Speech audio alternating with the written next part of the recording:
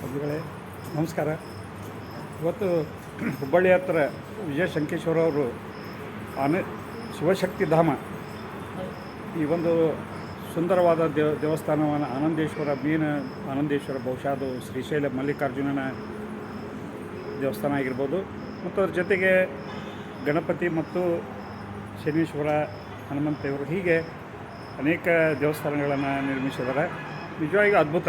ಸುಮಾರು ಮೊನ್ನೆ ನಾನು ಸಂಕೇಶ್ವರ ನನ್ನ ಆತ್ಮೀಯ ಗೆಳೆಯರು ಅವರನ್ನು ಈ ಒಂದು ದೇವಸ್ಥಾನವನ್ನು ಕಟ್ಟಿದ ಸಂದರ್ಭದಲ್ಲಿ ಅವರಿಗೆ ನಾನು ಸನ್ಮಾನವನ್ನು ಮಾಡಿದ್ದೆ.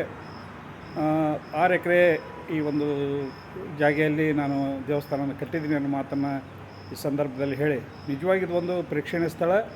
ಮುಂದಿನ ದಿನಗಳಲ್ಲಿ ಬಹಳ ದೊಡ್ಡ ಪ್ರಮಾಣದಲ್ಲಿ ಬೆಳೀತಿದೆ. ಇನ್ನೂ ಜನರಿಗೆ ಅಷ್ಟೊಂದು ಪ್ರಚಾರ ಆಗಿಲ್ಲ ಅನ್ನೋ ಮಾತನ್ನು ಈ ಸಂದರ್ಭ ಹೇಳಿ, ಇವತ್ತು ಒಬ್ಬ ವ್ಯಕ್ತಿಯಿಂದ ಇಂಥ ದೊಡ್ಡ ಒಂದು ದೇವಸ್ಥಾನ ಸಂಕೇಶ್ವರರು VRL ಸಂಸ್ಥೆಯನ್ನು, ಟ್ರಾನ್ಸ್ಪೋರ್ಟ್ ಕಂಪ್ನಿಯನ್ನು ಕಟ್ಟಿ ದೊಡ್ಡ ಪ್ರಮಾಣದಲ್ಲಿ ಜಗತ್ತಿಗೆ ಇವತ್ತು ಏಷ್ಯಾದಲ್ಲಿ ಅತ್ಯಂತ ದೊಡ್ಡ ಟ್ರಾನ್ಸ್ಪೋರ್ಟ್ ಕಂಪ್ನಿ ಆಗಿದೆ.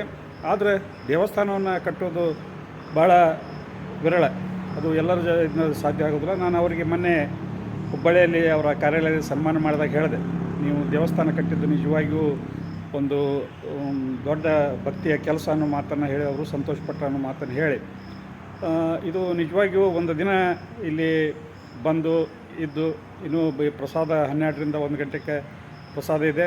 ಬೆಳಗ್ಗೆ 8ರಿಂದ 11 ಗಂಟೆವರೆಗೆ ರುದ್ರಾಭಿಷೇಕ ಇರ್ತಂತೆ ಇಲ್ಲಿಯ ವ್ಯವಸ್ಥಾಪಕರು ಹೇಳಿದ್ರು ಅನ್ನೋ ಮಾತನ್ನು ಈ ಸಂದರ್ಭದಲ್ಲಿ ಹೇಳಿ, ಅತ್ಯಂತ ಸುಂದರವಾದ ಇವತ್ತು ಆಕಸ್ಮಿಕವಾಗಿ ನಾನು ಹೋಗುವಾಗ ಮೊನ್ನೆ ಅವರು ಸಂಕೇಶ್ವರು ಹೇಳಿದರು, ನೀವು ಭೇಟಿಯಾಗಿ ನನಗೆ ಫೋನ್ ಮಾಡಿರಿ, ಅಲ್ಲಿ ಎಲ್ಲ ವ್ಯವಸ್ಥೆಯನ್ನು ನೋಡಿ ಅಂತ ಅನ್ನೋ ಮಾತನ್ನು ಹೇಳಿದರು.